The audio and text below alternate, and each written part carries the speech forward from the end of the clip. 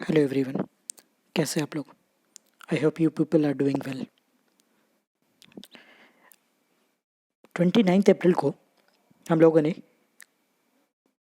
पहला 5 क्वेश्चन का एनालिसिस देखा था। आज आगे का 5 क्वेश्चन का हम लोग एनालिसिस देखेंगे, राइट? सो देखो अभी क्या हो रहा है। Question number 6, limited amending power of the parliament is one of the basic feature of the constitution. Yes, statement 1 is correct. According to Article 368 of the Indian Constitution, Indian Parliament can amend any part of the Constitution but cannot change its basic feature. Means India का parliament क्या कर सकता है? हम लोग के basic features को change article 368 से नहीं कर सकता है. So statement 1 is correct. Statement 2. Parliament can expand its amending power so as to acquire for itself the right to repeal or abrogate the constitution or to destroy its basic feature. No, this statement is incorrect. Why? Because अभी हम लोग देखा कि basic features को Indian parliament amendment करके change नहीं कर सकता है, ना छीन सकता है, ना हटा सकता है. So statement 2 is incorrect. Statement 3.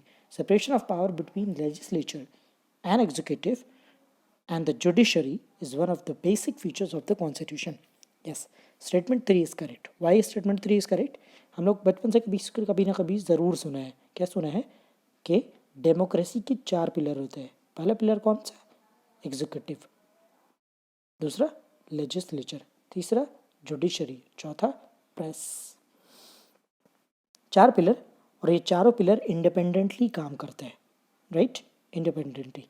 अगर चारों पिलर में से एक भी पिलर ख़राब होने लगे तो डेमोक्रेसी में ख़तरा आ जाता है. आपका मंस डेमोक्रेसी जाने वाला है.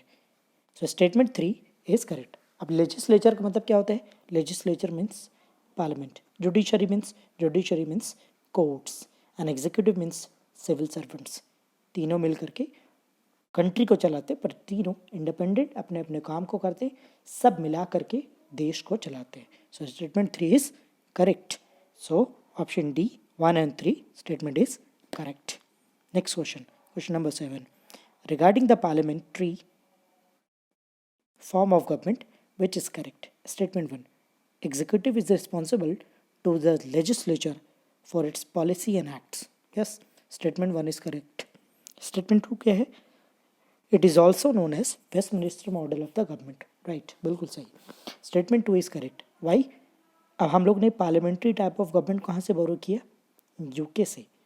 यूके में सेंट्रल लंदन में एक शहर है, नेम इज वेस्टमिनिस्टर, एंड वहाँ पे यूके का पार्लियामेंट रॉयल हाउस एग्जिस्ट करता है. तो पार्लियामेंट कहाँ से है? वेस्टमिनिस्टर सिटी में. दैट इज़ वाई इसको वेस्टमिनिस्टर मॉडल भी हम लोग बोलते हैं. So statement 2 is also correct. Statement 3. Russia, Brazil, USA and Sri Lanka have this type of government. Statement 3 is incorrect. Why? USA में presidential form of government होता है, right? Presidential form of government. So that is why presidential form of government हम लोग की country में नहीं है, parliamentary type. इसलिए statement 3 is incorrect, right? इसलिए answer is option C, 1 and 3. Next question. Question number 8. With the reference to Shanghai. Okay, this political current affairs. So ये current affairs है, इसलिए इसको हम लोग नहीं करेंगे, लोग पढ़ लेना. Question number 9. Difference between federal and unitary system of government. Statement 1. Federal system has written constitution while unitary system has written or unwritten constitution. Yes, statement 1 is correct. अभी फेडरल सिस्टम का मतलब क्या होता है? Federal system, mark the word federal system, right? Federal system mark करना. Federal system मतलब होते हैं. अब एक क्वेश्चन पॉलिटी में बहुत बेसिक सा क्वेश्चन है. क्वेश्चन है कि we means India borrowed the federation word और federal system from which constitution. जब भी ये क्वेश्चन पूछेगा आंसर हम लोग टिक करेंगे व्हाट? कनाडा. फेडरलिज्म का मतलब होता है जहाँ पे सेंटर एंड स्टेट दोनों अपने अपनी जगह पे इंडिपेंडेंटली काम करते हैं। मान लो जैसे state west Bengal, west Bengal में गवर्नमेंट, कंट्री में गवर्नमेंट, कंट्री का गवर्नमेंट अपना अलग कंट्री को चला रहा है, स्टेट गवर्नमेंट वेस्ट बंगाल अपना स्टेट को अलग से चला रहे हैं, राइट। बट जब भी state government and central government के लॉज में क्लैश होगा, then central laws prevails the state laws. Like जैसे एजुकेशन के ऊपर लॉ बनाते हैं कौन? Central government. ऑल्सो सब स्टेट गवर्नमेंट भी लॉज बनाता है। इसीलिए हम लोग देखते हैं क्या बोर्ड होता है? CBSC। What is this? Central board. पर वेस्ट बंगाल बोर्ड भी तो होता है, मतलब स्टेट गवर्नमेंट सेंट्रल गवर्नमेंट दोनों काम कर रहे हैं अपने अपने एरियाज में।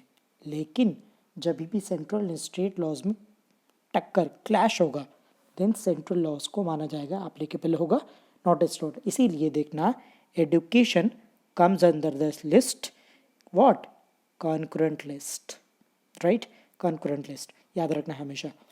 स्टेट सेंटर दोनों उस पर ऊपर लॉ बनाते हैं। इसलिए हम लोग देखा है हमेशा एक लाइन सुना है, सर्व शिक्षा अभियान। वो launch this tagline? Central government. और कौन इसको अप्लाई कौन कर रहा है? State government. क्योंकि हम लोग जहाँ जहाँ स्टेट में है, हम लोग का स्कूल में देखना दीवार पे लिखा हुआ देखा होगा सर्व शिक्षा अभियान। कौन लाया है इसकी? Central government. इम्प्लीमेंट कौन कर रहा है? State government. इसीलिए जब भी सेंट्रल और स्टेट दोनों मिलकर के किसी चीज़ पे काम करते हैं, उसको हम लोग क्या बोलेंगे? ऐसा सिस्टम को हम लोग बोलेंगे फेडरेशन। बट यूएसए में ऐसा नहीं है। यूएसए में unitary type of government means what? जब भी सेंटर एंड स्टेट में क्लैश होता है, state law prevails on central law, क्योंकि वहाँ पे स्टेट गवर्नमेंट के पास भी पावर है क्या चेंज करने का? कॉन्स्टिट्यूशन में अमेंडमेंट करने का। हम लोग के इंडिया में नहीं है, सिर्फ पार्लियामेंट कैन चेंज और amend the constitution of India. But like in USA there is unitary presidential type of government, और वहाँ पे कोई स्टेट भी अपने हिसाब से, अपने स्टेट के हिसाब से, अपने हिसाब से कॉन्स्टिट्यूशन में addition, deletion, subtraction, whatever you can call, वो लोग कर सकते। इसलिए statement 1 is what? Statement 1 is correct. Next statement क्या है? Statement 2, federal system has rigid constitution while unitary has right rigid or flexible constitution. Yes, statement 2 also correct. rigid का मतलब क्या होता है? rigid का मतलब होता है जिसमें अमेंडमेंट करना बहुत मुश्किल हो, फ्लेक्सिबल जिसमें अमेंडमेंट करना आसान हो, थोड़ा आसान हो, तो इसको हम क्या बोलेंगे? फ्लेक्सिबल ना। तो federal system has rigid constitution, yes बिल्कुल सही। जहाँ पे फेडरेशन होगा वहाँ पे स्टेट गवर्नमेंट, स्टेट लेजिस्लेचर जो है, जो Vidhan Sabha, Vidhan Parishad, cannot change, cannot amendment the constitution. So क्या हो गया? रिजिड हो गया कॉन्स्टिट्यूशन। पर जहाँ पे देखो यूनिटरी टाइप ऑफ गवर्नमेंट है, वहाँ पे देखो कॉन्स्टिट्यूशन क्या हो गया? रिजिड भी हो सकता है, फ्लेक्सिबल भी हो सकता है। समटाइम्स कॉन्स्टिट्यूशन में स्टेट गवर्नमेंट चेंज कर सकता है, सो फ्लेक्सिबल। सम टाइम कुछ कुछ ऐसा क्लाउज होगा जिस पे सेंट्रल गवर्नमेंट सिर्फ चेंज कर सकता है, स्टेट गवर्नमेंट चेंज नहीं कर सकता है, तो वहाँ पे उसको हम लोग क्या बोलेंगे? फ्लेक्सिबल भी है, रिजिड भी है। यूएसए का कॉन्स्टिट्यूशन क्या है? फ्लेक्सिबल भी है, रिजिड भी है। Why rigid? इसलिए क्योंकि अप्रॉक्सीमेटली 450 साल कॉन्स्टिट्यूशन का हो चुका है यूएसए का, और ओनली आई थिंक जहाँ तक अभी तक मुझे पता है 28 टाइम्स अमेंडमेंट हुआ है, 28 बार, 450 साल। And we have the constitution ना, as you can know. Statement 3, federal system has a bicameral legislature while unitary has a unicameral legislature, which is, statement is correct. Okay, statement 3 is incorrect.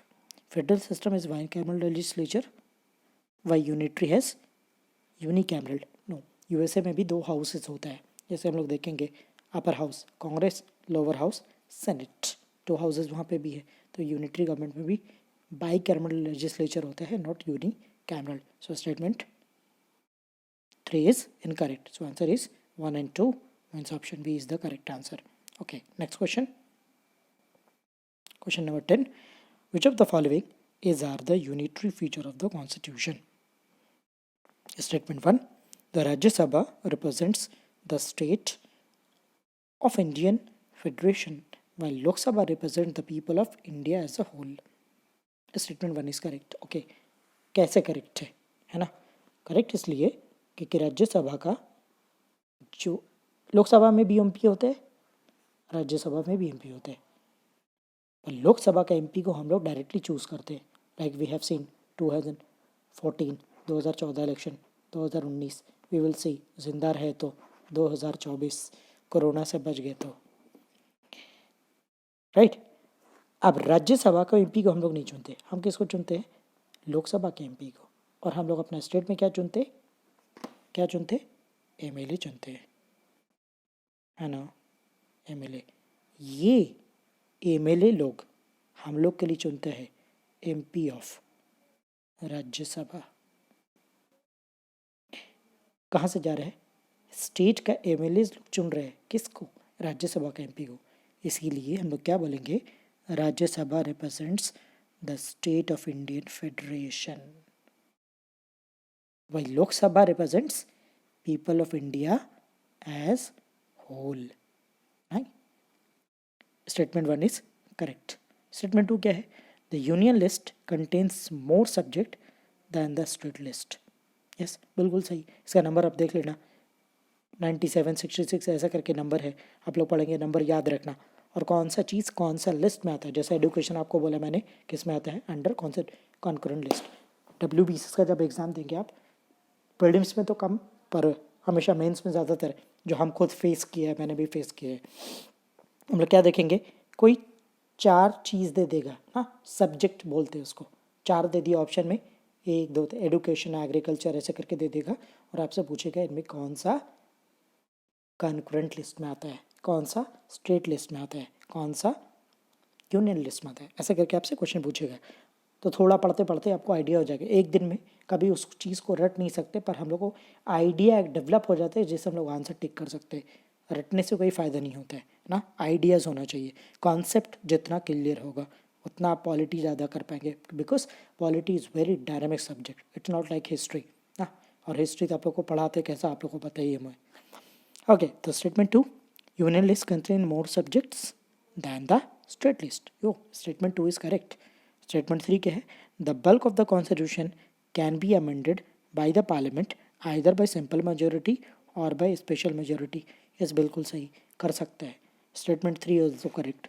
अब special majority और simple majority का मतलब क्या होता है ना, ये हम मार्क करना, आपका नोट्स जहाँ पे लिखा है इसको मार्क करो। सिंपल मेजोरिटी, एक एक वर्ड के ऊपर स्ट्रेस डालेंगे, और क्लास में जब हम लोग पढ़ेंगे फिर स्ट्रेस डाल करके और अच्छे तरीके से आप लोग को पढ़ाएंगे ना।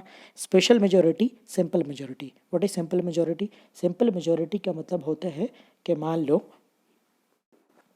आज हाउस में प्रेजेंट है 500 MPs, तो 500 MPs लोग किसी बिल के ऊपर वोट कर रहे हैं, है ना। मान लो एडुकेशन को एक बिल है, अब 500 MPs में से वोटिंग जब होगा तो हमेशा जीत और हार क्या डिसाइड करते हैं, जीत और हार डिसाइड करते हैं 51-49, राइट, 51 एंड 49। तो 51 हमेशा क्या होगा, जीत जाएगा, और 49 क्या हो जाएगा, हमेशा हार जाएगा। 51% 49%, है ना, यही तो होगा 100%, राइट। तो अगर 500 में से 50 मेंबर्स कितना हो गया, 250, 251 या उससे ज़्यादा लोग वोट कर दिया किसी बिल को, this is called simple majority. But what is a special majority, special majority का मतलब होता है कि आज हाउस में 500 मेंबर्स है, राइट, 500 मेंबर्स का 2/3 कितना होगा, 500 का जितना भी 2/3 होगा, उतना लोग अगर वो वोट कर दिया किसी चीज़ के ऊपर, उसको हम लोग बोलेंगे स्पेशल मेजोरिटी। इसमें एक वर्ड और होता है, प्रेजेंट एंड वोटिंग। 500 थोड़ा मैथमेटिकली सही नंबर नहीं है, मान लो 300 प्रेजेंट है, टोटल सीट इज 500, 300 प्रेजेंट है, और इसका 2/3 कितना होगा, 200, है ना।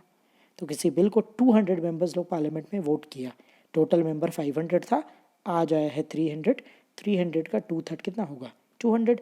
किसी बिल को 200 से कम हो गया तो पास नहीं होगा, बिकॉज स्पेशल मेजोरिटी, किसी बिल पे स्पेशल मेजोरिटी अगर चाहिए तो मिनिमम 2/3 मेजोरिटी चाहिए ना।